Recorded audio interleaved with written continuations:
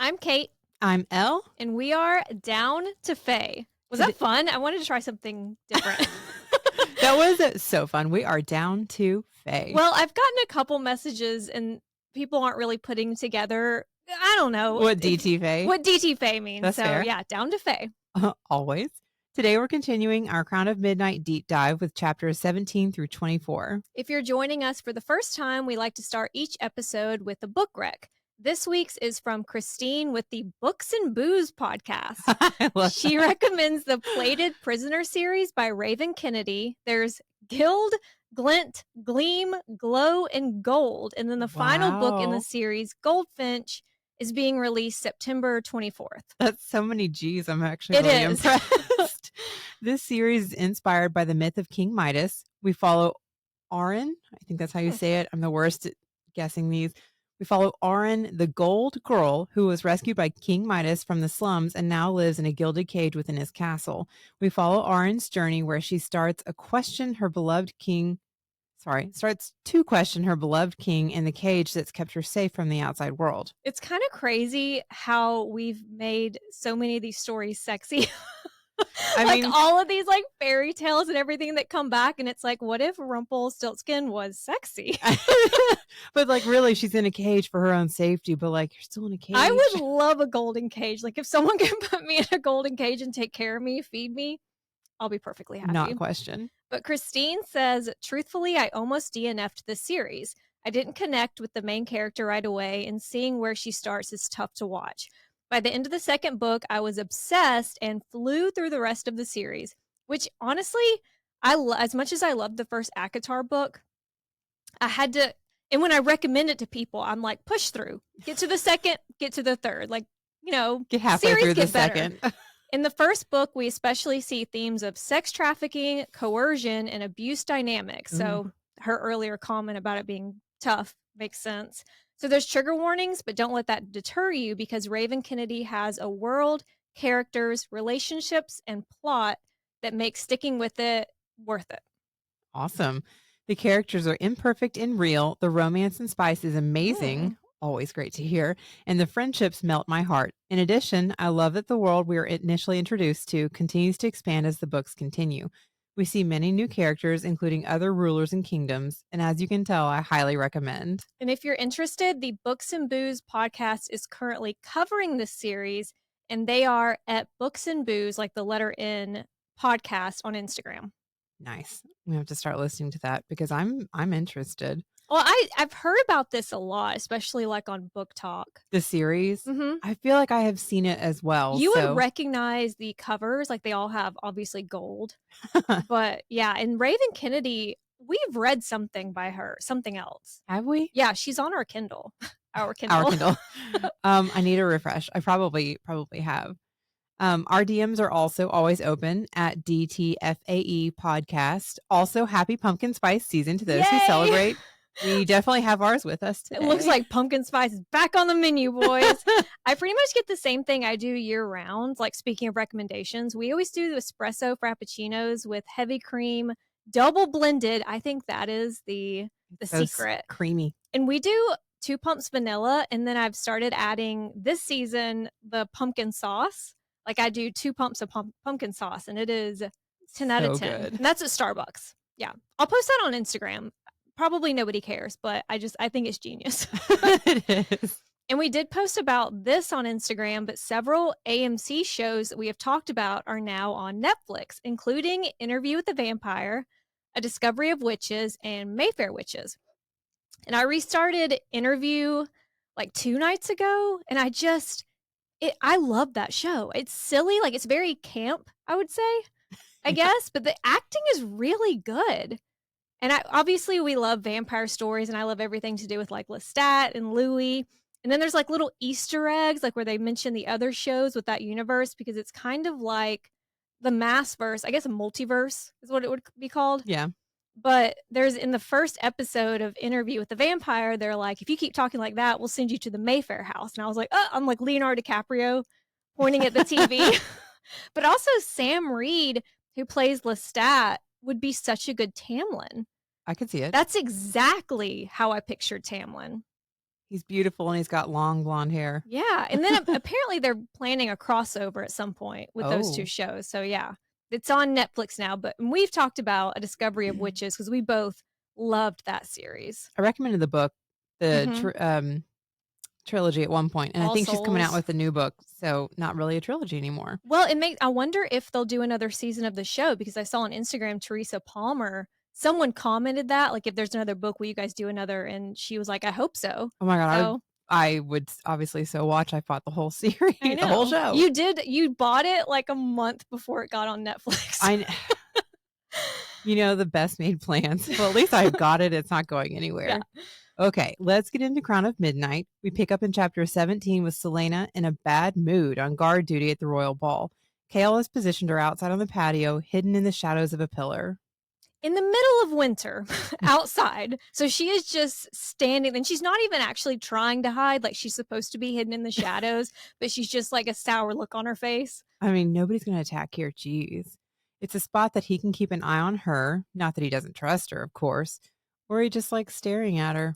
The ball is in honor of Dorian's nightmare little brother, Hollin, who is sitting on a tiny glass throne. I'm sorry, that's adorable. I mean, are they But, all like, for sitting a on little glass dog. thrones? If I were a queen, I would have a little glass throne for a dog, but That checks out. and he's just inhaling sweets. Ugh. And Chaol is thinking, like, I dread the day that Hollin graduates from the spoiled child, which is annoying, but a spoiled, cruel leader is something very different. That would be terrifying. And thank God Dorian is the heir, and this little fuck, in theory, should not be trading in his tiny glass throne for the actual glass throne, but you never know. I mean, that would be terrifying. It's a scary thought. To be like, I support you, but if anything happens to you, I'm going to kill your brother. Yeah. Like, he can't rule. He just can't. It's interesting that Chaol calls it corruption rotting away in Hollin's heart. Well, there are a lot of theories that Hollin is the King of Hybern. Oh, shut up. Really? Know. Yeah. Well, I love unhinged theories. Like, I don't think that's that unhinged. Well, my favorite theories are ones that have little to no evidence or proof. So, like, Kaltain being the Suriel, yeah. Let's go with that. Hollin being the King of Hybern, perfect. I love shit like that. The only thing, have we confirmed King of Hybern is absolutely Fae, right? Yeah, right? I mean, he's just not excessively handsome. No. that's all I can remember. That's the only thing, like, is that he's supposed to be Fae and Hollin technically is. So, I don't know.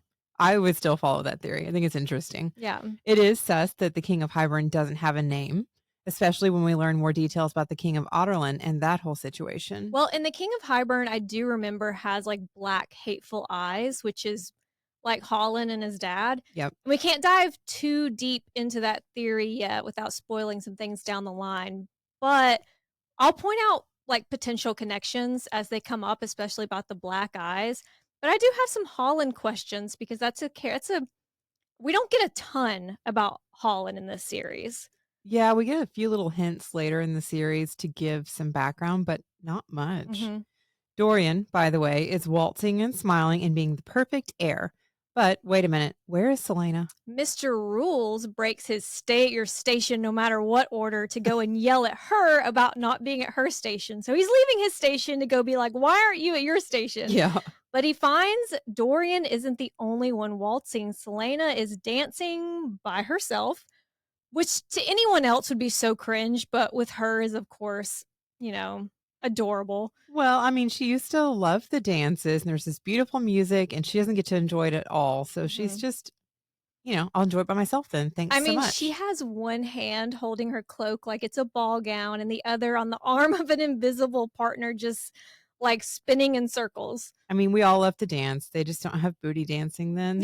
This is the best it gets. Can you imagine her going to like the White Raven in Crescent City and seeing how they dance? Yeah. I think she would love it. She'd be all about it.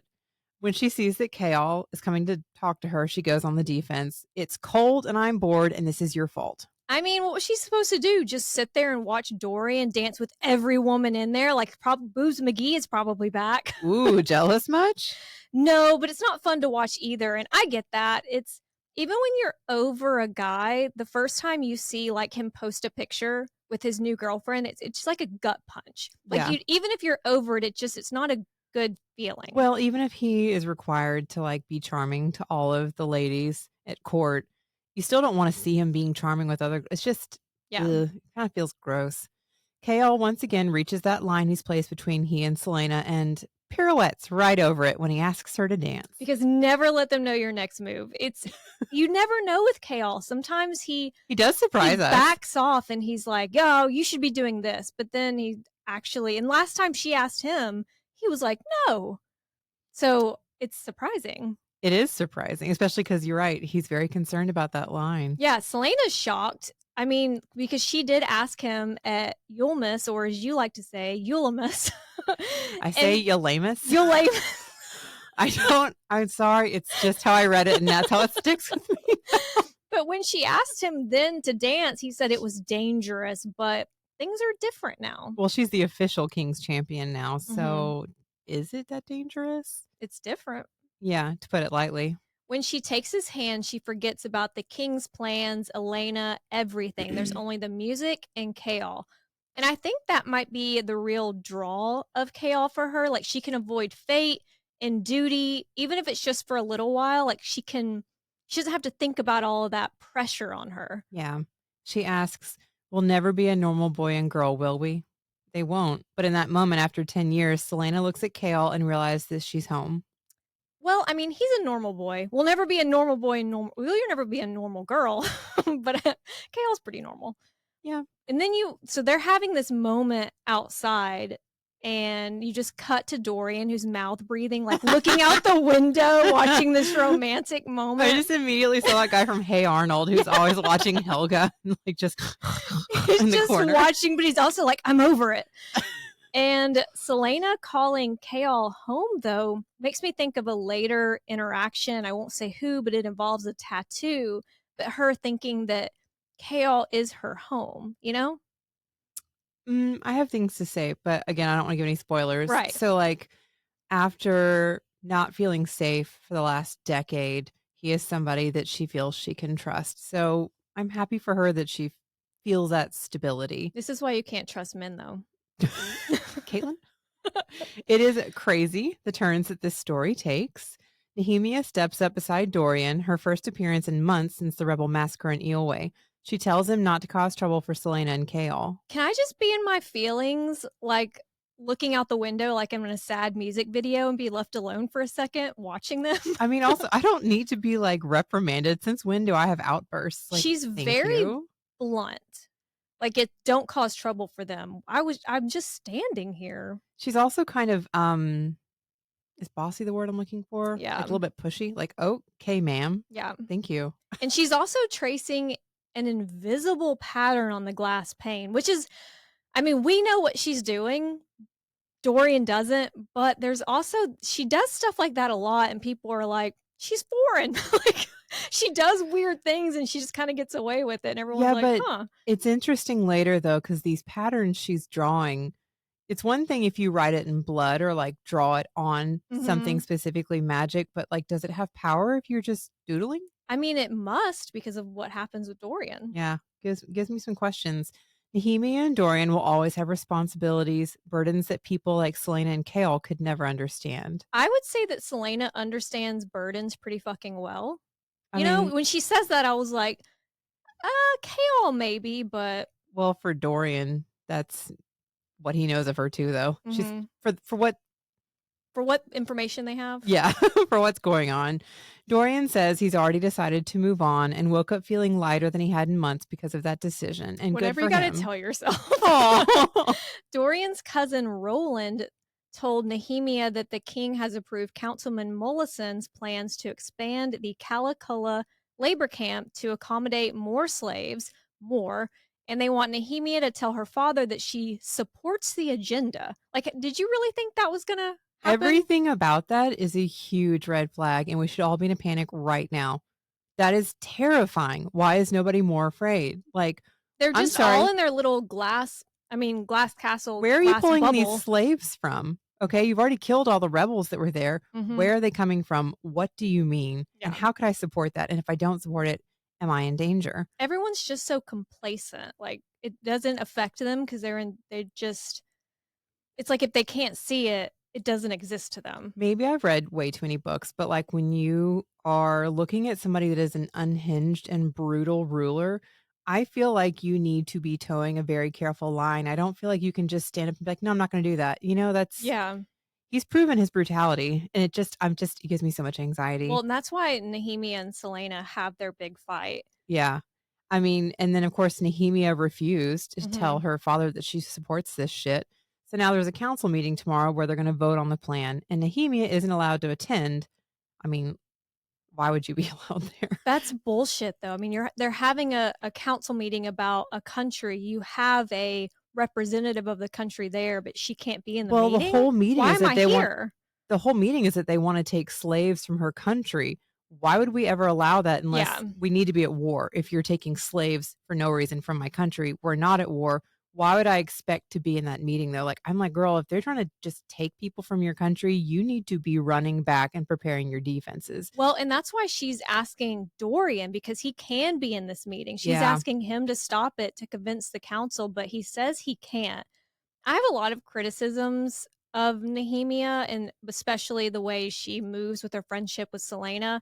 But it would be incredibly frustrating to have so many people in positions of power tell you that they can't help. Like, to watch, knowing that what's happening to your country and to your people, and you're begging an entire castle to give a shit, and no one does, and no one will help. Like that, I'd be resentful too. I think this is a theme that comes up several times in the book, but to see these people rescue somebody from a slave labor camp and they feel bad for her, I'm like, did you even look at the other slaves Yeah, there? Nehemia Did literally you even asked notice that. what that really means? Yeah. She does. She asked him if Celaena was shipped to Calacola, would Dorian free her?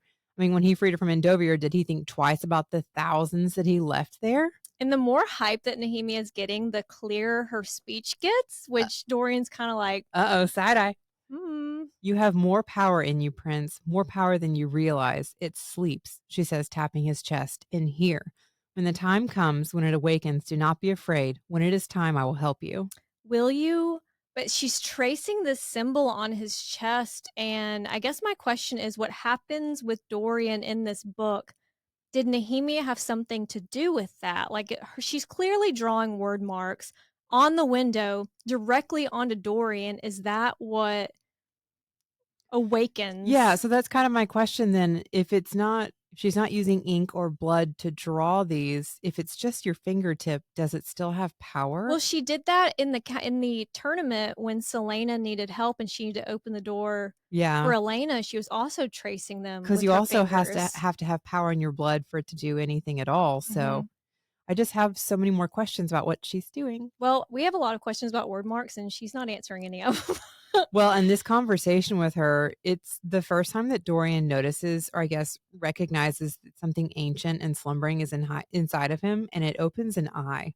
So I'm guessing she just purposely unlocked or awakened something. Right. We don't get to find out, really. It's a very subtle, something is happening, but it's not clear what or how it's done. But that's so big to do to someone with no warning or explanation.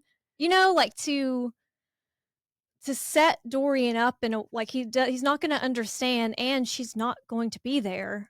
It's just, yeah, yes and no. Like, some of it he keeps to himself because even though he's afraid, he doesn't want to discuss. Sorry, we're getting ahead. Yeah, sorry. We'll explain soon. Chapter 18 opens with Celaena at Archer's townhouse. She's reflecting on the ball and on that dance. She is they're so distracted. Like this, it's really just basically a week. Well, this is why you shouldn't be assassins as children and teenagers. Your minds are easily distracted by hormones. Yeah, once you're over 18, you can start killing. I'm just kidding. Anyway, back to the dance. It's after the dance, Chaol was like, don't leave your post again. And then he fucked off back inside. So Celaena's now thinking about that. Mixed signals. Like, he dances and it's this gorgeous moment. And then he's like, anyway, do not let me catch you leaving your post again. What? Okay. Neither of them, even the next morning when they're on their run, which I just realized they're one of those couples that run together, the really annoying couples, gym couples. But they're spending time together since that happened, and nobody mentioned it, which I think is discussed. So weird. I mean, I discuss everything to death, so I know I would be super annoying immediately. It did distract Celaena during her first Word Marks 101 class with Nehemia that morning, but it's not exactly easy to learn those. No, I mean, it's kind of nonsensical, the lines, and who really knows what Nehemia is leaving in or out of those lessons, you know? So true. Celaena tells Archer that she needs more than a list of names. She needs to know what this rebel group is planning and how much they know about the king. And he has 3 weeks left before she has to fake kill or really kill him. And the quick refresh on that, the king gave Celaena the name of her next target, Archer Finn, who the king thinks is part of a rebel group in Rifthold, but she's given all of her other targets, that we found out, and she's slowly starting to tell people, she gave them an option to run and fake their death. Like, she's not actually killing them. And she gives Archer a month, which is a long time, a month to feed her information on this rebel group, which he's done via a list of names. But she needs more than that. She needs to know what this group is planning and what they know, because she's no closer to finding out the king's plans, which Elena has been on her ass about finding out. Yeah. Archer suggests asking Dorian or Chaol, but how do you know I'm close with them? That one sentence, like, she keeps underestimating Archer, like his abilities as I don't just Well, as a trained courtesan, he's supposed to pay attention to every detail because he needs to learn his clients, but also he trained with the assassins. So, yes. he's not feeble and simple. She's not giving him credit for all the training he's had and the life he's had to live. And I do think that she's also, like we said, distracted. Yes. But Celaena hasn't told Chaol about, or Dorian about, like, faking all these deaths that she plans to fake Archer's death. So she can't loop them into this, And Celaena gives Archer until the end of the week, 6 days, to get her more information, or her next visit won't be as pleasant. Archer's she's giving him time to get his shit together so he can leave, and he just seems to be fucking around. He doesn't seem to be taking it very seriously. Hi, I will kill you. Don't push me. Yeah. I will. Back at the castle, Dorian is in the council meeting about Calacola, the one Nehemia isn't allowed in. And he is shocked, which is a little annoying. Like, you should be a little more aware as the prince, but he's shocked that there are as many slaves as there are in that camp, and that they want to expand. Like, you already have all of these slaves and you're looking to expand, but he's the only one in the room that's shocked or seems to give a shit at all. Councilman Mollison is literally beaming with pride at this plan. I mean, it's gross, but it's also Dorian, we didn't just get here, and this isn't your first council meeting. I mean, I think he's shocked at the sheer number that's there, but the fact that the camp exists at all is what you should be upset about. I don't know. It's just, I guess he hasn't thought enough about it, and the more that things are told to him, he's like, oh shit, shit. Hi, this is a big problem. It's also weird that Roland is there in this meeting, and he's wearing a black ring just like the king in Parrington. I'd feel so left out. Like, even if I hated the king, I would be like, oh wow, everyone has matching BFF rings and I didn't get one. Got it. Dorian's cousin is the one pitching an area along the southern edge of Oakwald with a newly discovered iron deposit, which is, useful when you hate magic because of the swelling number of slaves. But Dorian's like, if we have so many slaves, why not just let some of them go? And I mean, it's valid, but it's also like, sweet Dorian. Dorian, I'm a conqueror. Okay. I conquer. I don't give them back. It's right. It's very sweet. We know that that's the moral thing to do. That's the good thing to do. And that Dorian has that, I don't want to say childlike, but that innocent, well, let them go. I know, the fact that he thinks that would even happen. I mean, I guess maybe we're just jaded adults, because I'm just like, Dorian, come on. But, he's like, maybe there's still a chance. And of course, his comments get his father's attention, but icy rage is starting to grow in Dorian, especially after what Nehemia said to him last night. He asks his father what the plan is: throw everyone in a camp until there's no one left but people of Otterlund. The king's probably like, oh, fuck, how did he find out my plan? Dorian warns his father, you keep tightening the leash and it's going to snap. The leash is interesting for something that happens later on. The rage takes Dorian down to a place that he felt that flicker of ancient power when Nehemia touched his heart, which again makes me think that she pushed him along. Plus, there's a convo we'll talk about between a princess and a queen in a future chapter that kind of alludes to that too. The king threatens to throw his son out, but Dorian has heard enough. He votes no and stomps out of the room, feeling colder and colder as he keeps walking. Should you leave? If you're the only person in an entire room of people that wants to do the right thing, should you stomp away? Or I should you stay and I don't I know if know he can do anything, I but know that he's not in the best control right now, but, like, usually if you storm out like a child, it doesn't get your point across no. very They well. just like anyways, like just You're forget. like, "Okay, that was fun." And when he's far enough away, Dorian punches the wall and the stone cracks.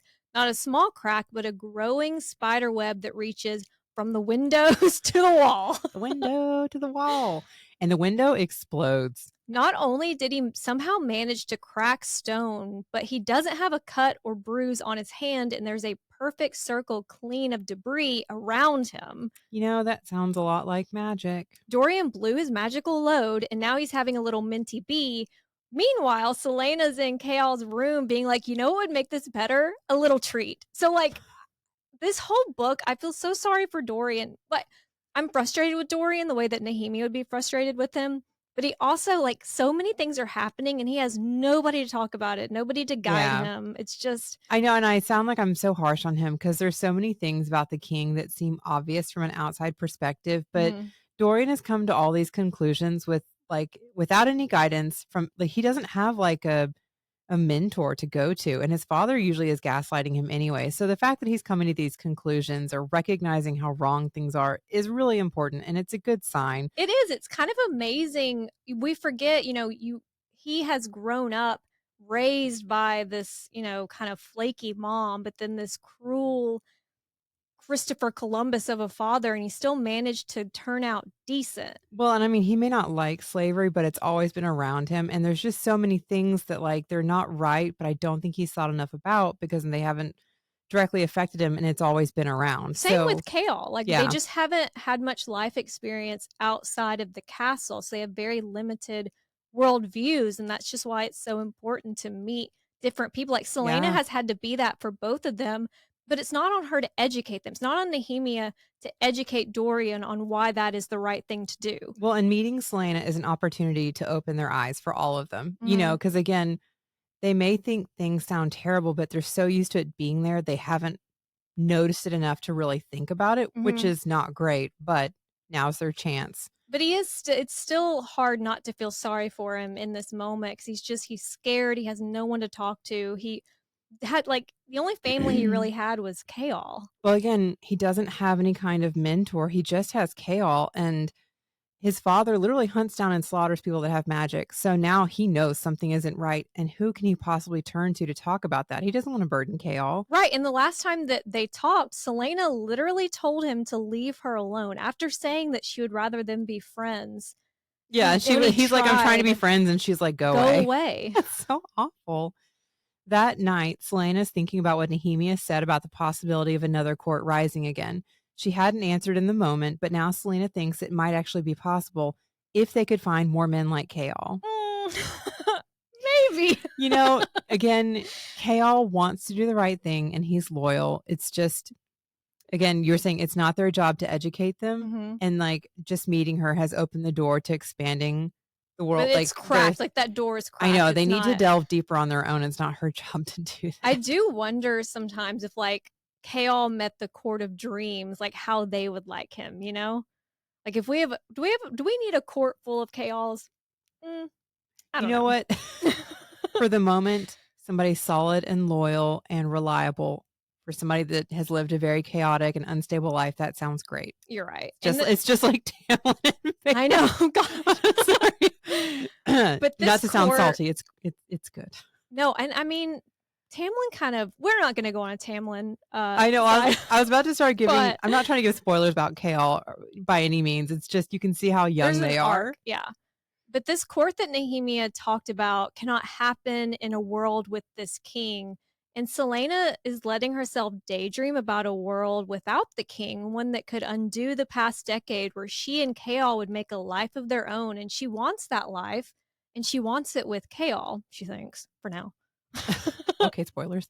Not spoilers. I just mean, like, when you're young and you, like, it's not her first love, but it is her first love in a long time. Having that stability, like, you just clinging on to it. It's still kind of like a first love. It's a different, Right. but she's still so young.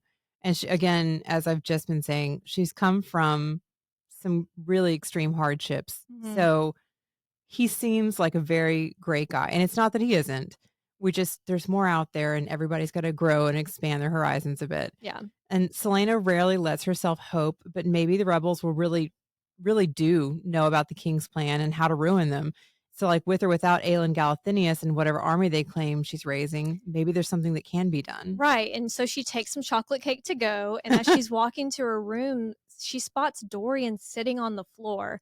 And she tells him it's a bit late for a visit, but like, fuck, can you not like look at him? He's going through something. Can you not just talk to him as Well, a you friend? also literally told him to go away the last time. I think he wouldn't show up there, Right. unless something was wrong because you told him to go away. Like, can you imagine walking up with chocolate cake and being like, what are you doing here? It's just, it makes me sad. Like, I and again, know.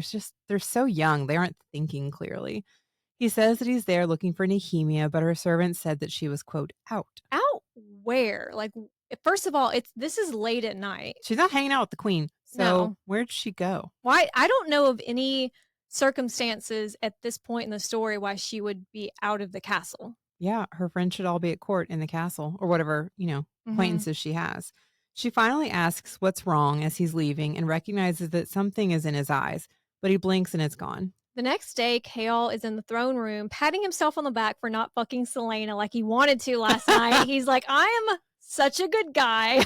I'm really so loyal. Really noble. There's a little insight into his psyche. He's afraid of his loyalty being called into question, and to Chaol, he's no one without his loyalty. Without this job, he's given up his family and title for nothing, and I do understand that would be a lot of pressure for him. Well, I was thinking about if Chaol were in like Game of Thrones, Song of Ice and Fire, he would be House Stark because they are loyal and honest to a fault sometimes. Like sometimes you have to break oaths. Sometimes you have to, like, the right thing to do is the same thing as breaking your oath, you know? Yeah, and I don't know if it's something to do with his family and the way he's raised, why he's so focused on loyalty being binding, but it's such a what is the word I'm looking for? Like a strong point for him that he almost clings to it because he thinks that makes him who he is. Well, it reminded me of like when Ned and everyone, they're very judgy with Jaime for killing the Mad King, literally the Mad King. Yeah, literally calling mad. him the Kingslayer because he swore to protect the king, which is true, but the king was about to burn the entire city with wildfire. So to kill everyone, Jaime had to break his oath. Like sometimes especially with this king, he's not the Mad King, but this is not a good guy that you're protecting. Like this is not what you think is the right thing to do is not actually the right thing to do. Yeah, I mean, like sometimes when you know more, you have to break the oaths. And Chaol doesn't. He's seen a lot, but he doesn't, in his mind, know enough to really step in and do that. So he cares about his loyalty and how it makes him look as a man, right? And it's, we're about to learn more with Chaol. And sometimes, like we're saying, what's right differs from duty and quote unquote loyalty. Like, and he's going to have to learn that the hard way. Yeah. Which does lead us to the king's orders. Chaol is supposed to watch Nehemia. The king is beginning to wonder if he should send the princess back to Eelway, not just because she's getting on his fucking nerves, which she is, because right now she's the only person really questioning him, but there's also been an anonymous threat on her life. Gosh, I mean, and I know there's things that we can get annoyed with Nehemia, but she is really brave to still be there. It's every time I even hear any of those things and what they want to do at Calacola, I would be terrified for my life. I'd be like, okay, somebody else has to eat my food first. Somebody's going to, like, I'm not strong opposition. They'll do whatever they want despite what I say, but they're clearly not respecting me or my people. So like, what's to stop them from hurting me? The whole thing.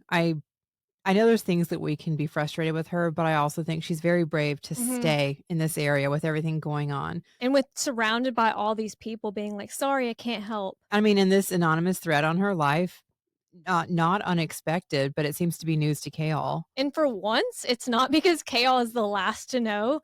It's because no one else knows. And which makes you wonder how the king even got that threat. But Nehemia has made enemies outside of the palace somehow, as well as inside, which again, you're like, What do you mean outside of the palace? When has she been outside of the palace? Well, that and maybe she's pissed off enough councilmen by always naysaying what they're saying that they're like, hey, passing information on to people or Right. something.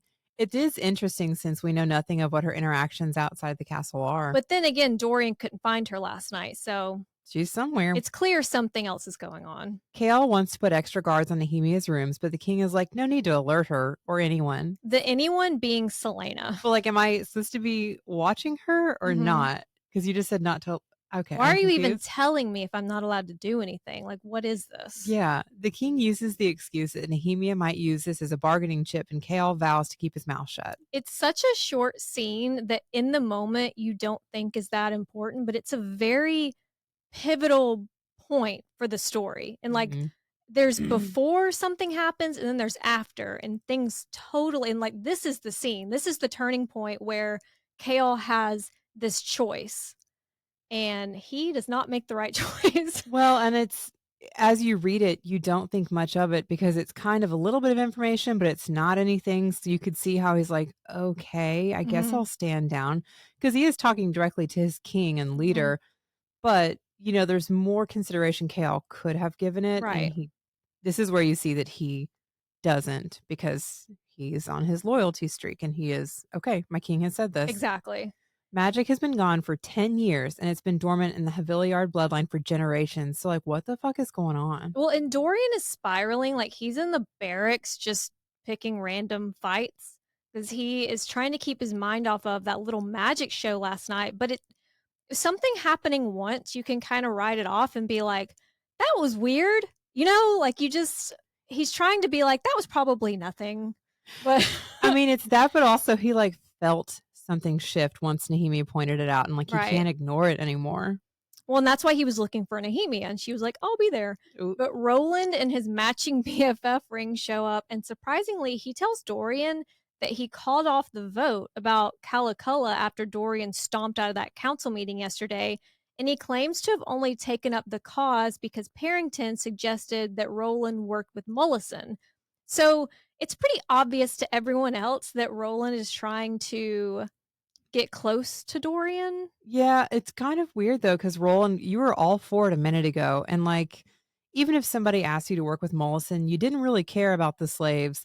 And then I say I have a problem, and you're like, wait, we won't do it. Wait, why do you? It's weird. Why do you suddenly care? Why did you suddenly stop? Well, and they kind of set them, like, you know how Celaena was like chasing after Dorian, and she was like, I don't think you should trust Roland. You haven't really left me with any options for friends. Yeah. You and my best friend are now in broom closets and I have no one to talk to. So it's like they set him up to be pointed at Roland. It's just this like very vulnerable. Well, and I mean, Roland did back him. So it's like, okay, I'm not saying I trust you, but I guess tentatively we're allies. I'm surprised, but Roland's like, well, we're family. I'm pretty sure my own father would kill me if he found out about what I did last night. So being family doesn't mean a ton. Yeah. But it's like your corporate job when they say that you're all family and then they start laying people off, or they just give you a pizza party instead of a raise. Yeah. Like, we're family, but what does that really mean? Yeah. After he left the council meeting, Dorian looked for Nehemia, but now he's glad that he didn't find her. And honestly, this is going to sound bad. I could see Nehemia blackmailing Dorian about his magic. Really? Not because she's a villain, but because she will do anything for her people. Oh, to get him to do more for Calaculla. Like, it would be a bargaining chip that she could use to get him to get off his ass and do something, you know? Yeah, and I mean, honestly, that's scary for Dorian, but like, I kind of wish she had that opportunity, because Nehemia is the only one trying to make big moves, you know, and she will do whatever she can to help these people. So it sucks that all this couldn't come together the night before. Dorian is so desperate for a friend that he's like, maybe my blonde cousin isn't that bad. I mean, blonde. I mean, I couldn't find Nehemia last night. It's better I didn't. Maybe he's not that bad. Yeah, and so Dorian and Roland walk into the courtyard where a carnival is setting up tents, cages and wagons for Hollin. Spice things up a little bit. I mean, how many presents is that little psycho like, getting? how many parties and presents? What did we do for Dorian's B-Day? And they're like, literally, they bring him out on his glass throne, like carry him through, which again is kind of funny visual and like kind of adorable. But just see a little porker eating sweets. And then how is the king even allowing carnivals to exist? Like, it kind of goes against his everything he believes in, because there's illusions and tricks, and it's like magic adjacent. Yeah. It doesn't seem like something he would be a fan of. But also, like, it would seem like people that used to wield magic would flock to carnivals to be able to use their skills. So it still seems like it's interesting. Weird you would let them like into your palace grounds. Mm-hmm. He runs into Chaol, or Dorian runs into Chaol and Celaena. Yes, he was looking for Nehemia last night, but he'd also just wanted to see Celaena. That's so sad. Even after she told him to go away. I know. It's just sad. The three of them walk around the tents and wagons, and you know it is fucking awkward. And they find an old woman wearing a crown of stars on her silver hair, telling people that she can see the future. Not that crazy. It is a carnival. Like, we've all been to carnivals with Barker saying that they can see the future. But when she opens her mouth, she has razor sharp iron teeth, because we're about to get some witch lore. I think the witches is my favorite part of this whole series. Really? Yeah, I love the witches. What do you love? Anything? To say. Oh, okay. Things that haven't happened yet. I mean, I like the witches. I think they're fun. The witch lore is fun. It's very different from any other witch lore we've seen in any other series, which makes it so much more interesting. Like, she has effing iron teeth. Like, well, we talked about, wild. I think in our Crescent City deep dive, I don't know why we would have started talking about this, but whether the iron in their blood is like keeping them from being too powerful. The iron teeth. Did we talk about that? Maybe. Or sometimes I have conversations with myself. Like, well, I mean, because they do in this series to discuss at some point that the amount of iron in the blood causes people to like burn out. If they have stronger magic, it's almost like a check on their magic. Yeah, it's just weird that people with magic also had iron nails and teeth. Yeah. Dorian recalls hearing legends of the fallen witch kingdom where bloodthirsty witches overthrew the peaceful Kraken dynasty 500 years ago. Is that how you say it, Kraken? Uh-huh. Okay, cool. I'm glad I had you say it. After the deadly wars, the Iron Teeth clans were the only ones left. All of the Kraken queens dead, so it was the Iron Teeth versus the Krakens, except for one who cast a spell to ensure that as long as Iron Teeth banners flew, no soil would yield life to them. Baba Yellowlegs, she literally has yellow legs. What do they say, Saffron? Yeah, Saffron. Claims to be the last witch born in the Witch Kingdom. Dorian notices that Celaena, who is literally afraid of nothing, she not only takes a step back, but she's kind of clutching her amulet. So that gives it more weight. Like, this isn't just some random woman being like, yeah, I'm a witch. Yeah, so.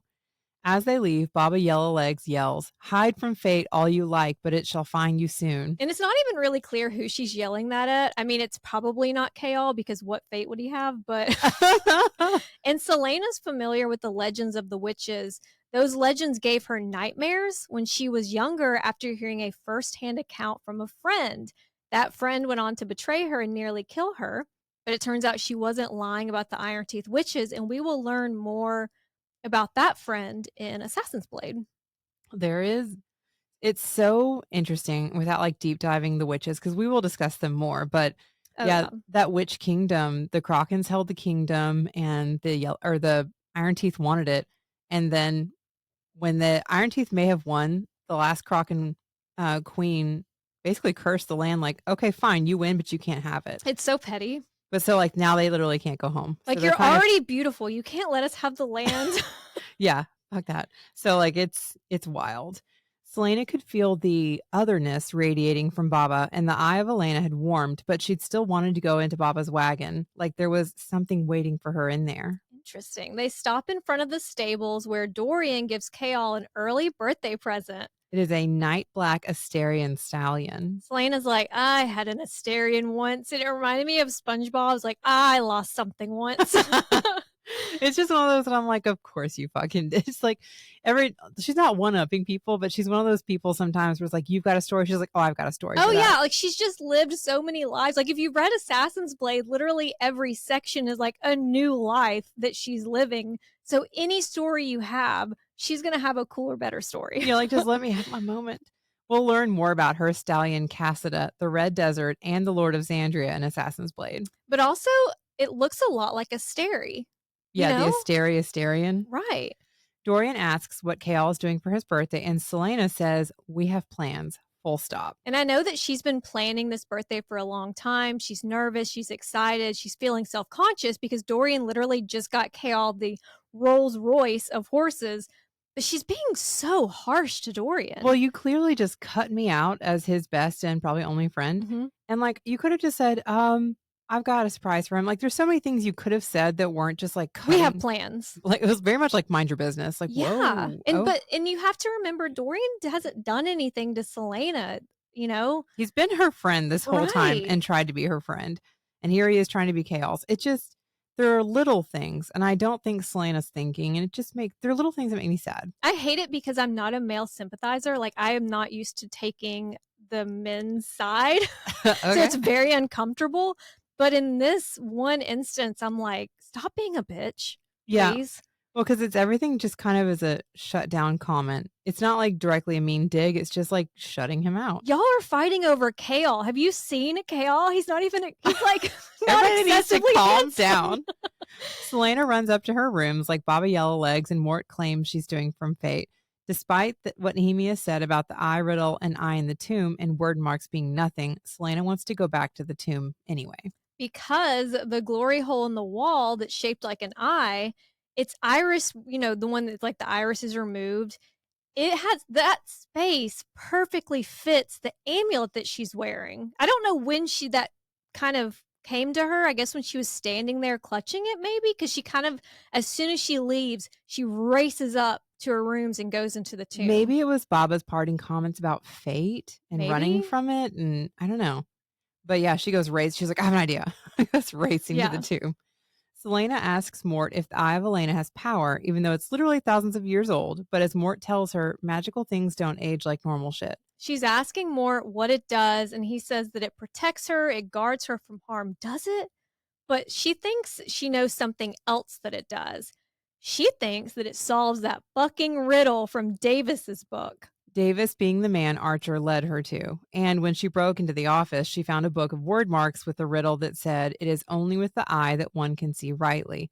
Then Davis found her and cut her with a poison dagger. It makes sense to me. Like, if she came to me and was like, this is what I'd be like, that makes perfect sense. It is kind of interesting that she's like, does it have magic? I'm like, did you not just feel it heat up as a warning on your chest? Yeah. Like it's done before? Seems like it does. What's also really annoying because Mort's like talking in riddles. Celaena lifts the amulet to the eye and it fits, sort of. You know when you're trying to force something to fit? It's close enough. But when she looks through the hole, nothing has changed on like she can still see the wall, the giant word mark, everything is the same. It's illuminated by moonlight. So you're like, what does this mean? With the eye that one can see rightly, it did make sense to me. I would also be really frustrated. First of all, I hate fucking riddles. Well, I mean, it's called the Eye of Elena. So, like, I don't know how more plain you guys can get. I have the eye. I'm looking through the effing hole. What else do you want from me? I get it. It's just so frustrating. If I'm supposed to save the world, why wouldn't you just give me why are you making me work for this information? Well, like, what journey am I on right now that this is helping? You know, like, there's certain things she, like, is researching and she's learning a lot more, which is good. But you could just tell me some of these things. There's not, like, a benefit to, like, waiting. Well, and it's the same with Nehemia not really being willing to teach her word marks. And I still... Don't you want me to... Like, yeah, like, do you want me to help or no? Yeah. She asks Mort if she needs to say a spell or something and yells out, time's rift, which I honestly still don't know what that means. And it makes Mort LOL. Because she's just yelling at it, being like, maybe it needs to be activated. And he's like, wow, you are way in left field. Mort can't answer Celaena's questions, fairy tale rules, but he does confirm the riddle references something in this tomb. That is a moment where you're like, okay, girl, look around. Like, let's keep looking. I mean, there's a pile of jewels and riches in the corner. Like, what else is there? I would have already taken that. That would be at the pawn shop.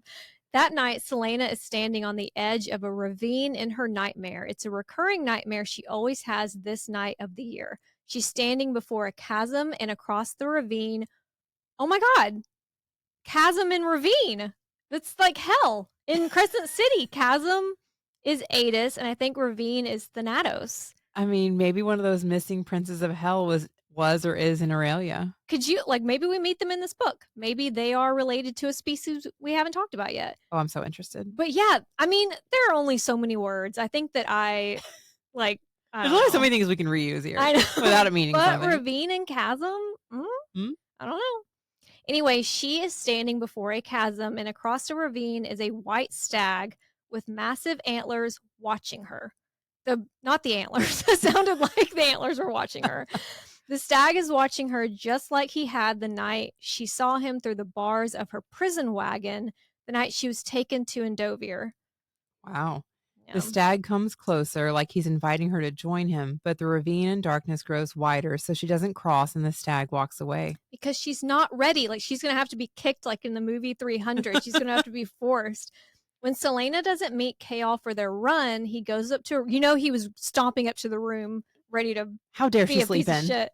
And he finds Nehemia, who tells him that Celaena has taken the day off because it's the 10th anniversary of her parents' death. You can't blame Chaol for not knowing. She doesn't exactly talk about her past and when things happened or who she is. All he really knows is what he heard Cain saying during the duel. But did he ask? Has he asked about herself? Well, and that's one of those things that, that's touchy. I do understand for him, do I even ask that? She'll share if she's comfortable? I don't know.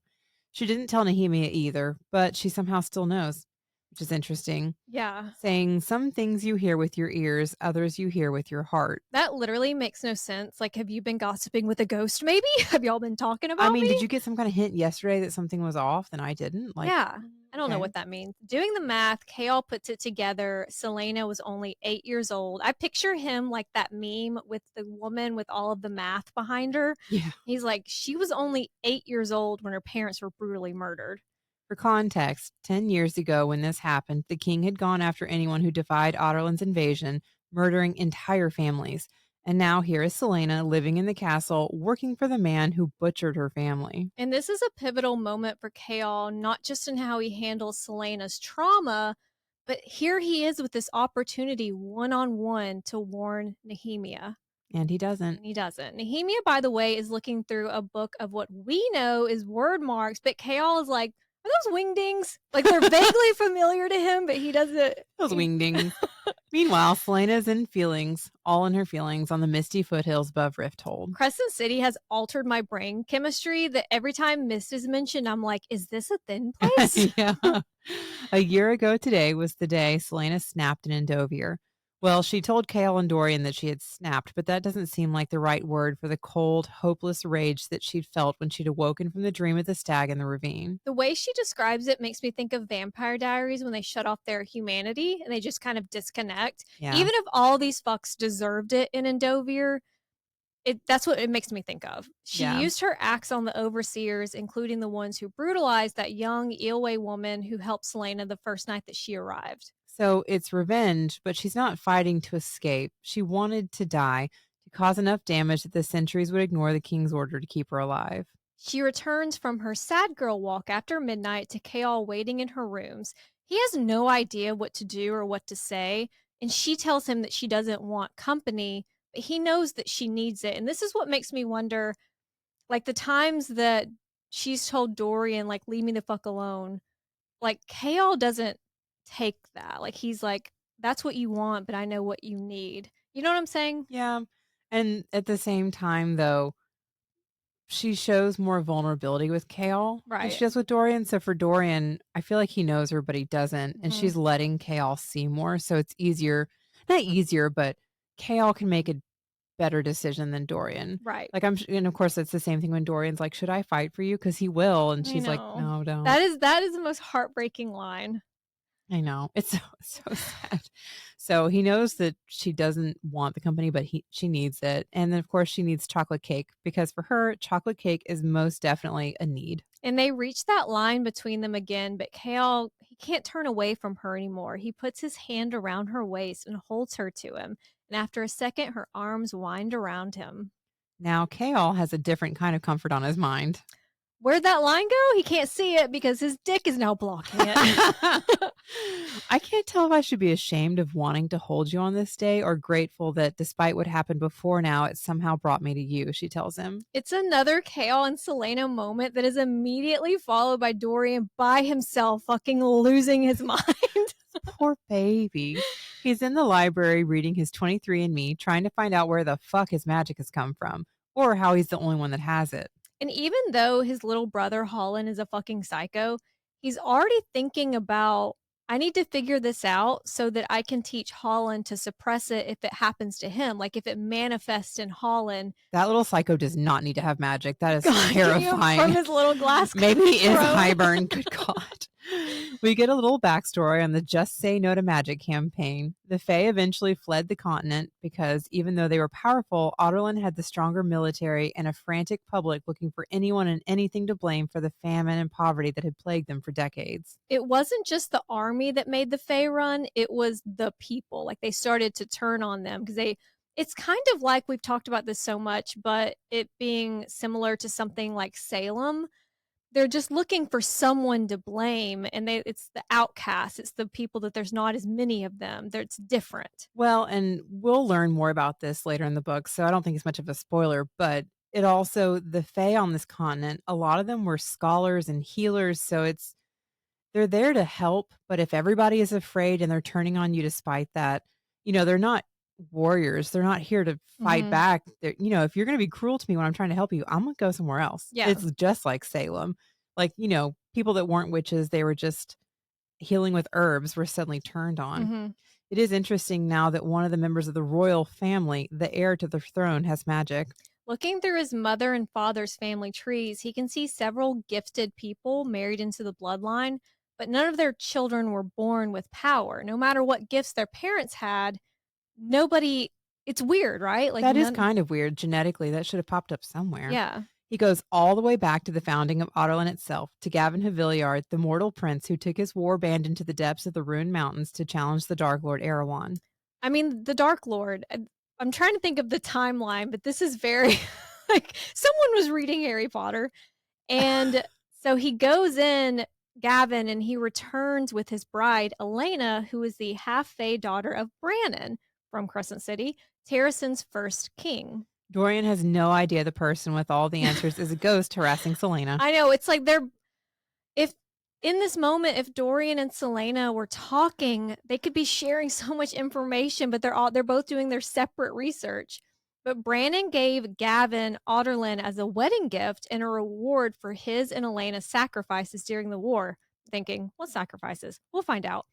But since then, no Fae bloodline has bred into their line. So again, like, he goes all the way back, all these generations, and that he finds a half Fae, but he's like, how do I have magic? I mean, and technically, so Brandon's bloodline also runs through the Haviliard line, but it's interesting again that nobody else got that magic or got even Elena's magic. That's just weird. Weird. And some of them are good looking and some of them aren't. Yeah. Dorian's #blessed. It hasn't happened since Elena, but I mean, Elena is still, again, in his line. So he's looking through the Galathinius tree, like, okay, same bloodline, but you guys got all the fun. The House of Brannon and Elena that his asshole father destroyed 10 years ago. And that bloodline was a powerhouse. Like, they could have taken over everyone like the king is now doing, but they didn't. I mean, they didn't take shit, but they also weren't out there Christopher Columbusing everyone like the King of Adarlan. Yeah. Like, nobody fucked with them, but they didn't use all that power they had. Yeah, for they greed. were respectful. They weren't trying to push their borders. They were just taking care of their country. Dorian wonders if the heir of Terrason, Aelin Galathinius, had survived. Could she still be a friend or an ally? Could they be fucking? Hey. And in case you've forgotten, Aelin is who that rebel group claims to be backing, the one that they want on the throne, the one they say is raising an army against the king. Dorian actually met Aelin once, and her overprotective older cousin, Aedion Ashriver, who is now his father as general and a fierce warrior in the north. Speaking of the Starks, we will meet Aedion eventually. This is very, especially his nickname is very Stark. Oh my God, it is.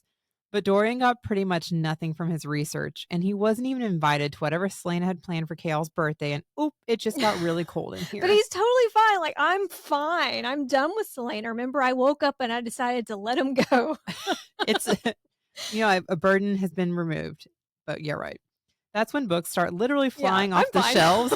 I am fine. It's cold in here. And slamming into him as if thrown by some invisible source. Poor Dorian. Everything is happening. He's being hit by books and he's just picking them up as they hit him and trying to put them back on the shelves. And he's also holding back tears because he's not trying to fucking lose it.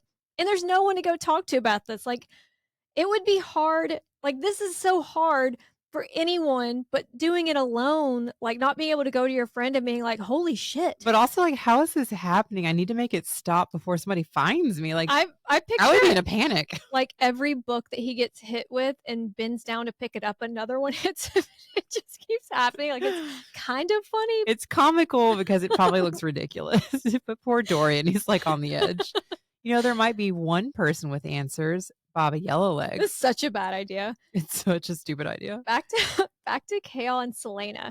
She's been planning his birthday dinner for weeks, and she's a little nervous. And I mean, this is Celaena. She has all that bravado. This is a big deal for her. They take a carriage to an old apothecary. I would be like, when the carriage pulled up, like, oh. This is different. But she leads him up the stairs to the rooftop greenhouse, a table for two, and string lights, like the Fey Woman's Garden from Rena Goldsmith's song, R.I.P.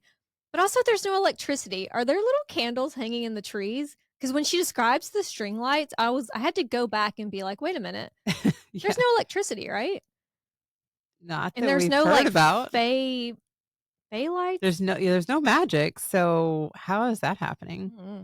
No one has ever done anything like this for Chaol. No one has even thrown him a birthday party since he was a child. I mean, me either. I think that's pretty normal to not have birthday parties thrown for you once you're an adult. But Dorian's gift was very nice, but this is different for Chaol. And I don't even know if it's the birthday party aspects, if Dorian had done it for him. It's the consideration and the detail and the thought she put into it. Well, she gets his favorite stew and his mind is blown. He's like, how long have you known my favorite stew? We eat every meal together. I figured it out. But also, he's not really trying to fuck Dorian, so it doesn't have the same meaning behind it. Only in my dreams is he trying to fuck Dorian. I would read. After chocolate hazelnut cake, which that sounds delicious. Amazing. Oh my god! A Nutella cake, get the fuck out of here! It's that or like I love those Ferrero Rocher candies. So like that's the first thing. Or like a lava cake filled with Nutella on the inside. Oh my god! Stop it! Somebody needs to make this. Anyway, after their chocolate hazelnut cake, they stand on the balcony and Celaena tells Chaol the truth. She hasn't been killing the people the king commanded her to. Happy birthday. Yeah. Now you have this burden with me. The only person she's actually killed so far is Davis, and she didn't have much of a choice there. Like Nehemia, Chaol's initial reaction is shock, worry, and he's angry. It's a different kind of anger. Like, it's foolish, it's insane. It's also brave. He can recognize that, and he's yelling at her again, not out of anger, but out of fear. And she like with Nehemia, like, would you rather me be killing the innocent people? And he yells back that they're traitors. Like, the people on this list that the king wants murdered are traitors, even though the king's not giving any context.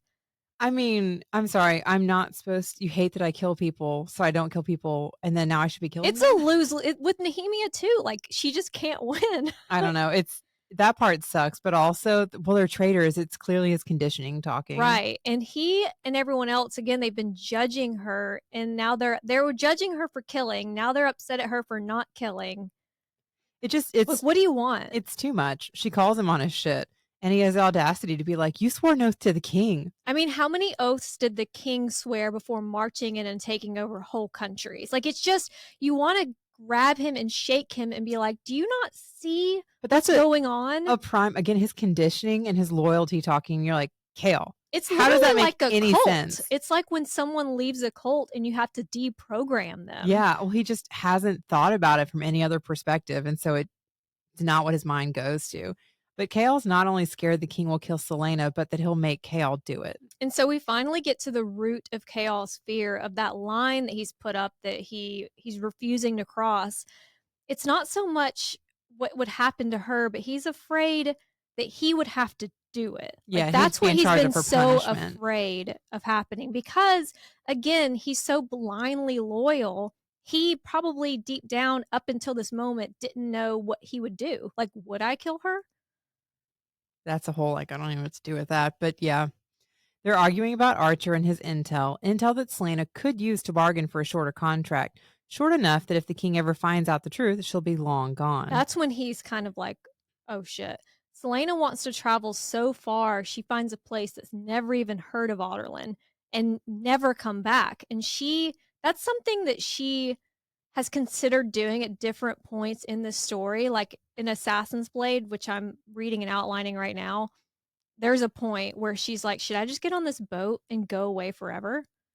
We'll find that place, Chaol says. We, as in Chaol, will go with her. He will hang up his mall cop uniform and leave his oath and his duties behind, which is so big. That is a big for him. step for him, especially with his loyalty. Like, his loyalty is everything. Like, wow. His feelings for Celaena are shattering that image he's always had of the king in Otterlin. Which is why it's so important to meet people from different walks of life and hear different perspectives and let your opinions change and evolve the more you learn and grow. Like Chaol is, I mean, you know, it is because he's in love, but it's still there's a change. At least evolving. I just wish that he'd evolved into a person who tells Celaena about the threat to Nehemia's life. Right. It reminds me kind of the humans in Akatar because they were all so scared of the Fae. Like in the beginning, the sisters too, like they all hated and feared the Fae. Then they go off to Prythian and they have these experiences and their opinions change. So much so that when they go back and they see people like Grayson sitting in their ignorance, they're shocked, you know? Yeah. But you just have to get out and you have to experience things to learn and grow. You have to also be willing to open your mind. Right. Echoing the words Celaena told him about that bitch who left Chaol for Roland, he tells her he'd be the greatest fool in the world to let her go alone. She's crying. I'm crying. You know, that line between them wasn't a line after all. It was Chaol's fear and pride, but that shit's gone. Chaol brushes away her tears, lifts her chin, and kisses her. The kiss was like coming home for Celaena, like suddenly finding an entire half of herself that she hadn't known was missing. Which sounds to me like mates. Anytime they talk about coming home, yeah. And like you're missing half. Yeah. Or it's just the dramatics of young love. Yeah, we were all very dramatic in those early relationships. A lot of feelings in my teens. Which he is willing to give up everything to go with her. Not that he has a ton to give up, but still. I mean, that loyalty is everything to him. So the fact that he would be willing to set it aside, that's what he's used to define himself. So well, it is a big now deal. He's willing to set it aside, but then later on, where's that energy? Kate. That kiss continues into the carriage where Chaol is doing things to her neck that make her forget her own name. She's forgetting all of her names. There's a Pitbull, like string version of a Pitbull song playing. She leads him to her room and he asks if she's sure, but she'd waited with Sam and then it had been too late. The first time I read this, I was literally like smiling. Really? I was so excited. I was like, it's happening. Celaena kisses Chaol and gives him everything she has. That's right. This is a fucking cutaway scene. And not even the most frustrating cutaway scene we're going to get in this series. I know exactly what you're going to say. It's her first time and they're young, so I wasn't too annoyed we didn't get to hear the details because I kind of expected that. I just hope that later, you know, there's certain books, like the first time they have sex or if it's somebody's virginity, they like, you know, they play it away, but then the author gives you more later. So I'm like, okay, so the nasty stuff is coming later, right? Right. I can fill in the rest of my imagination. I'm sure you have. And there is fan fiction about that night. I haven't read anything great, but it is on Archive of Our Own. But I was wondering, like, Chaol's sex playlist, we were texting back and forth about it, and all I could come up with was that I like to move it. Stop. But then our friend texts us, Chaol would probably put on, like, I Will Always Love You and Maintain Eye Contact. Oh, God. I don't know. I could see Chaol in some country. He just seems like a very traditional boy. Like country music? Yeah, like he would have some like love songs. I could see that. Or like rap so that he can keep rhythm, you know? I don't know. That might be too, like, I think he's too uptight. Right. I don't know. Anything's possible. Let us know what you think would be on Chaol's Yeah, we would love playlist. to hear it so I can get a visual because it all makes me laugh. The next morning, Celaena is tired but happy. Which I think is the best you can expect the morning after your first time. Chaol doesn't even make it go for a run. So that's how happy he is. So generous. He's thrown away all of his rules. She asks how much trouble he'll be in, and he doesn't really know. The king could dismiss him or not give a shit. He's unpredictable like that. Which is scary. And it's also why they need to keep whatever is going on private. But he's like, it's not because I'm ashamed of you. Excuse me, I'm Ottolin's assassin. Of course you aren't ashamed. I would, if I banged me, I'd tell everyone. That's so like her prancing around with that. She assures Chaol she hasn't felt anything for Dorian. Why are we talking about Dorian right now? She hasn't felt anything for Dorian in a long time, but they still pinky swear not to tell him. So I love that we all think he can't figure it out. Okay. Okay. Dorian's a big boy. Chaol asks when Celaena caught feelings, and she Una reverses. He holds her hand with the amethyst ring up and tells her that for him, it was the Eulemus? No, what did you say? I almost said Eulemus too. I even know better. The Eulemus ball, maybe earlier, maybe even Samhain. How do you get Samhain and you don't get Eulemus? Nobody's perfect. Maybe even Samhain when he brought her the ring, but Eulemus was when he realized he did not like the idea of her with someone else. That someone else being Dorian. Celaena has no idea when she caught feelings. It's like it's always been Chaol, even before they met. Like, come on. It's another cutaway scene, but so you're just having to like mentally fill in what kind of exercises they replaced running with that morning. Dorian has decided, consequences or not, he's going to talk to Baba Yellowlegs. Terrible idea.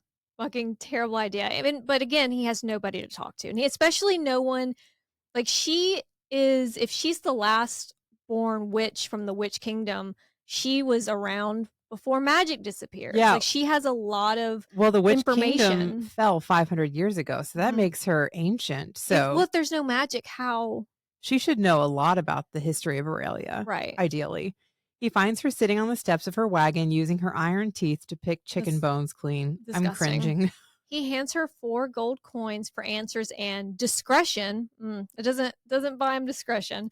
And she calls him Lordling, which doesn't really mean much, but it does make me think about another nickname that he's going to get later on, Lordling. He asks if she's truly the last born witch of the Witch Kingdom, since it would make her more than 500 years old. And she says, yas, witches are blessed with long lifespans of fae.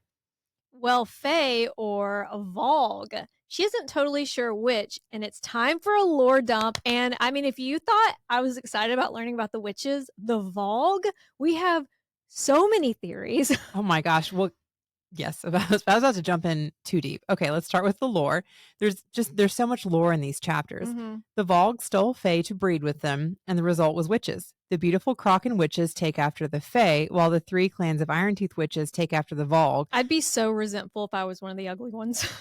You're kidding. But it's like they're even more beautiful, I think, because they're like more hideous on the inside. Mm-hmm. But they also have those iron teeth, which would be great for battle. But the Valg is a race of demons who invaded Aurelia at the dawn of time. And if you listen to our Crescent City deep dive, you know that we have a lot of theories about the Valg and the possibility that we've met some in Prythian and Midgard. The Asteri Daglin, the Princes of Hell, Rhys, if you ask me. Controversial? You didn't. But if you ask me, I'd say that Rhys could very possibly be Valg. But we'll wait until we learn a little more about the Valg, specifically one Valg. You know what we're talking about if you've read this. Dorian asks Baba Yellowlegs if magic is truly gone, and she clarifies, your kind of magic is gone, but there are others, forgotten powers that still work, which I assume she's talking about word marks. He's like, my magic? What Who magic? has magic? I don't have magic. What do you mean?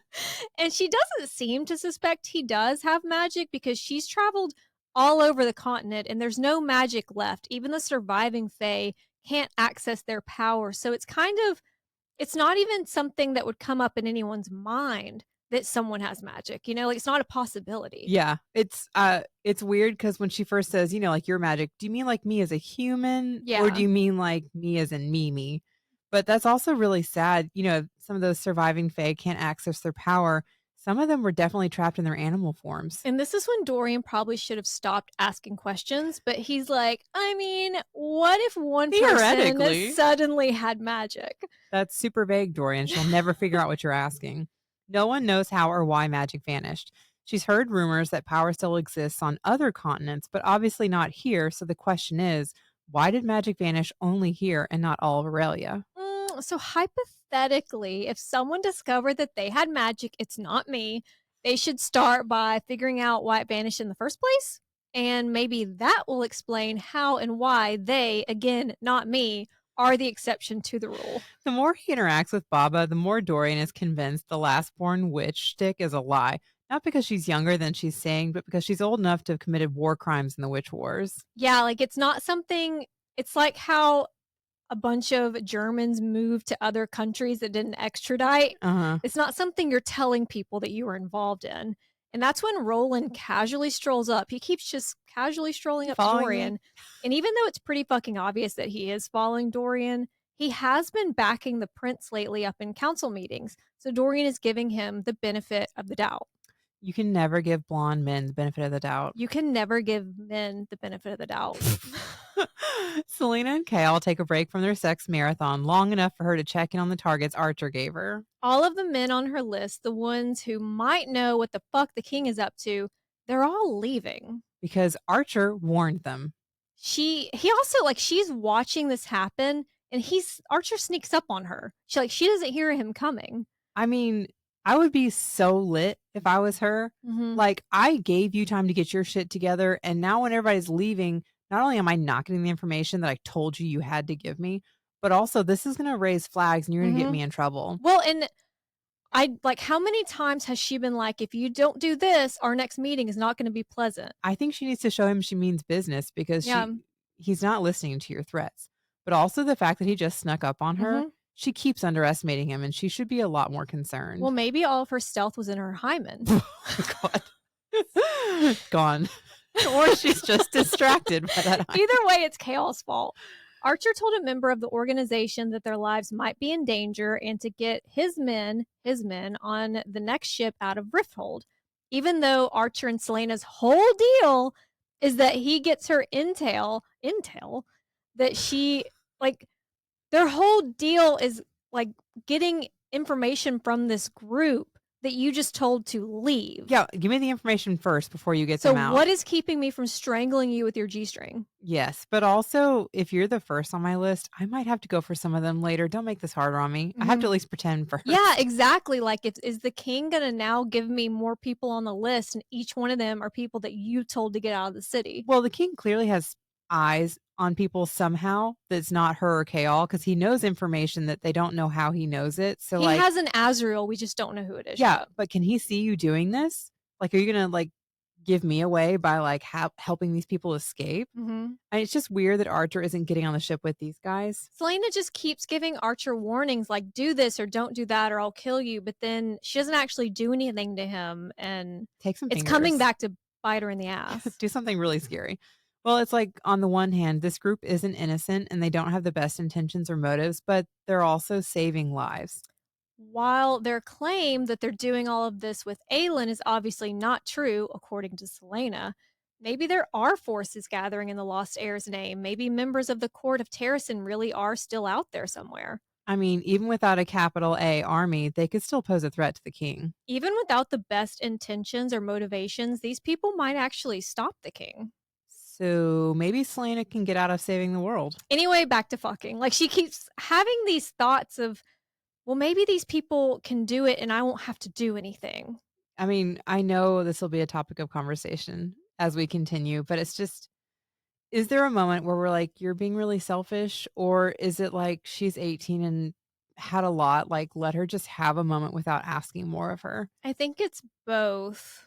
But, I mean, we don't really have the time. Like, people are dying, Kim. Well, and there's more arguments that we can make in this conversation back and forth once we have more information. So this will be a running theme we'll discuss. Definitely. Celaena and Chaol have spent every night together since his birthday. They're both dreaming of a future they never thought they could have. Celaena of going so far away no one has even heard of Alderlin, and Chaol of going anywhere that Celaena is going. My read on the situation is Celaena is in love with the distraction of Chaol, the dream of a life without fate or baggage or duty, and Chaol is in love with the idea of Celaena. Like, the Celaena that he wants her to be. Well, and again, I think a lot of his vision, like he cuts out the fact that she's an assassin. Mhm. Like it's not really factored in any way. Cause like, okay, maybe she doesn't have to be an assassin, but she's so brutally trained. Do you think she's suddenly gonna be like a farm girl somewhere? Yeah. Like that's not in her personality. She still would want to be in the city and right in the middle. I don't know. I just You're right. It's like the idea of what she could be with him Mhm. together. He's envisioning that future of who he wants Celaena to be. It's like a Celaena that drives a white Suburban. That's not gonna happen. Chaol makes a new oath, one he made to himself, to one day go back to Endovir and rip the place apart stone by stone. And like Celaena, Chaol is super distracted. Like, he's not paying attention in meetings. He has no clue what's going on with the carnival. He's being pulled into fake summons from the king. You know his men know what's going on because they're having meetings and Celaena's like, hey, the king wants to talk to you in the closet. Yeah, like the king would pull her to get Chaol. Let's go fuck in that broom closet. But you know our boy hasn't totally turned his back on his oaths and his duties because he's still keeping that threat on Nehemia to himself. Like he's changing so much, but there's still that one He's thing. just downplaying and underestimating it again. You can't undo a lifetime of indoctrination in a couple of months. And speaking of Nehemia, the king has asked her to convince the rebel forces to stand down or he's going to slaughter them all. That is so much to put on her. The last part's more implied about slaughtering, but he is sending Parrington to the Duke's Keep in Morath at the end of the month. So it's like, obviously, they have a plan. Like something's about to happen because he's being sent there to monitor the southern border, which, AKA, taking care of the rebels. Like I it's pretty mean, clear what they're there setting is now Parrington up to do. a time limit on that too. Like this, he will be going at the end of the month. So, help us out or don't. It's at your detriment. Mhm. I mean, Nehemia is torn. There are things that she needs to do in this castle and city, but she can't abandon her people to another massacre either. Seeing how preoccupied she is, Celaena is ashamed for even asking for Nehemia's help with the eye riddle. I mean, she's like, damn, she has a lot She's on her also shoulders. Yeah, she's also ashamed for spending the last week in happiness with Chaol while Nehemia was trying to balance the literal fate of her kingdom. Nehemia asks Celaena to promise her she will help free Ilwe, that she'll see her father's crown return to him and her people return from Endovir and Calacola. And I'm just a I'm baby. I just a I'm baby. just an assassin. With you helping me, this is Nehemia talking to Celaena. With you helping me, we could start to gather a host. No. Elway was hit hard by the king, but you barely got a taste of the kind of brutality that he unleashed everywhere else. If Nehemia raises a force, he'll kill her, and Celaena won't be a part of that. Nehemia asks what Celaena will stand for other than herself. And I mean, he's massacred 500 rebels. I mean, he also destroyed Celaena's entire kingdom. Mm-hmm. Terrason was the strongest court on the continent, and he killed them all. Now he has an army of millions. Like, what do you want me to do? She wants Celaena to stop running, but Celaena's one person. But then Nehemia is like, yeah, one person chosen by Queen Elena, whose brow has a sacred mark. Like, but I also don't know what that means. So, I mean, like, again, Celaena also, she's afraid for you, Nehemia. He can do horrible things. She's seen it done. And although he's done some horrible things, he can do so much worse. And she doesn't want that for you. well, and there's also that threat that no one else knows about where to keep Celaena in line, he said he would kill Nehemia and Chaol. Yeah. I mean, this could be a prime opportunity if they would just communicate. You could just Mm-hmm. mention it to her. Soldiers aren't even the worst the king can send. Nehemia's dreams have been filled with shadows and wings, and every scout they send into the White Fang Mountains, into the Farian Gap, does not come back. Which sounds a lot like what Kaltain has been saying. And Nehemia's right about Celaena feeling some bigger twisted power around the king. Like she knows that there is some hidden reason that he's been able to conquer everyone. Celaena just doesn't have an answer for Nehemia, and she has no hope that anyone could really stand against the king. And she also has this daydream about running away with Chaol that she can kind of hyperfixate on. Like it's easy to get apathetic in some parts of your life if you can daydream about this other thing, you know? Well, and I mean, it's probably the first real spot of hope or light that she's had in a very long time. So I can understand why she'd want to soothe herself with it. But how long will that last you? But it's a lot to put on someone being like, you have to free the rebels. You have to free my country. You have to get the crown back on my father's head. And you're like, in that moment, I don't think that because so much is happening, she's not like, why wouldn't the crown? I don't know. I mean, yeah, like, why do I have to do something with a crown, number one? But also, even if I'm a trained assassin, I could be a great warrior, but I am still just one person, and this Mhm. king has millions of